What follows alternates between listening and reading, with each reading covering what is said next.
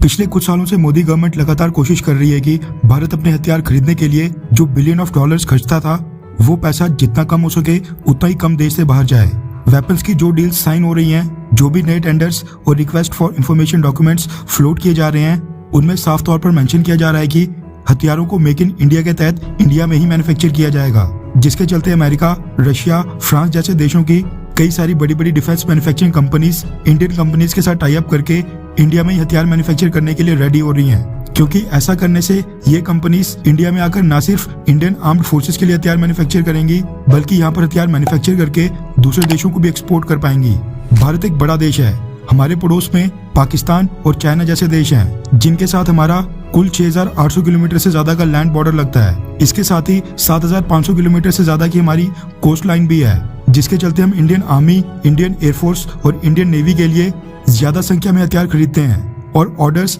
कई मिलियन और billion dollars के होते हैं। उसके अलावा मोदी गवर्नमेंट भी भारत में आने वाली डिफेंस कंपनीज के साथ पूरी तरह से कोऑपरेट कर रही है। इसीलिए कई सारे हथियार निर्माता कंपनीज इंडिया में अपनी मैन्युफैक्चरिंग यूनिट स्थापित करने के लिए आसानी से राजी हो रही हैं। इसी स्ट्रेटेजी से मोदी गवर्नमेंट को भी बहुत ही बड़ी सफलता मिल रही है और पिछले साल भारत ने अमेरिका, रशिया और फ्रांस जाने वाले कई मिलियन और बिलियन डॉलर्स बचा लिए हैं। रेफरेंस के लिए आपकी स्क्रीन के ऊपर द इकोनॉमिक टाइम्स के आर्टिकल का स्क्रीनशॉट है, जिसके मुताबिक साल 2021 से 22 फाइनेंशियल ईयर में इंडियन आर्म्ड फोर्सेस के लिए हथियार परचेज करने के लिए मोदी गवर्नमेंट ने जो डिफेंस कैपिटल आउटले निर्धारित किया था, उसका कुल 64% अमाउंट मेड इन इंडिया हथियारों और डिफेंस इक्विपमेंट खरीदने के लिए खर्च किया गया है। इसका मतलब है कि 1,13,717 करोड़ रुपीज में से 64% अमाउंट यानी 72,717 crore rupees made in India हथियार खरीदने के लिए खर्च किए गए हैं। रिपोर्ट्स के मुताबिक इंडियन आर्मी, इंडियन एयरफोर्स और इंडियन नेवी तीनों आर्म्ड फोर्सेस का डेटा सामने आ गया है, जिसके मुताबिक इंडियन आर्मी ने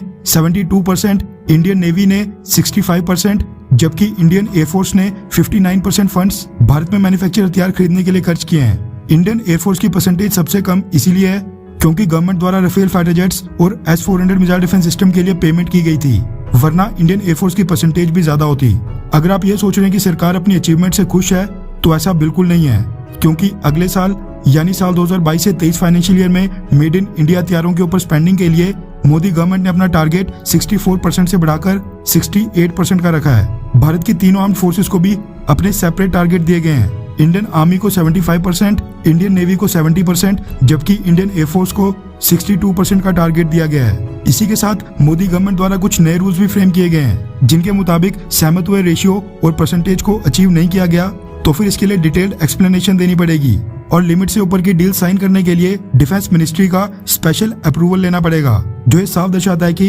इंडिया को डिफेंस मैन्युफैक्चरिंग हब बनाने के लिए मोदी गवर्नमेंट अब काफी ज्यादा सीरियस हो गई है। मोदी गवर्नमेंट ने पिछले 2 सालों में 351 हथियारों की 3 लिस्ट रिलीज की हैं, जिनमें मेंशन्ड हर एक हथियार अब से इंडिया में ही मैन्युफैक्चर किया जाएगा। इसके साथ ही भारत ने रशिया, फ्रांस और अमेरिका तीनों देशों को क्लियर कर दिया है कि इन देशों से भारत जो भी हथियार खरीदेगा वो स्ट्रिक्टली मेड इन इंडिया होने चाहिए।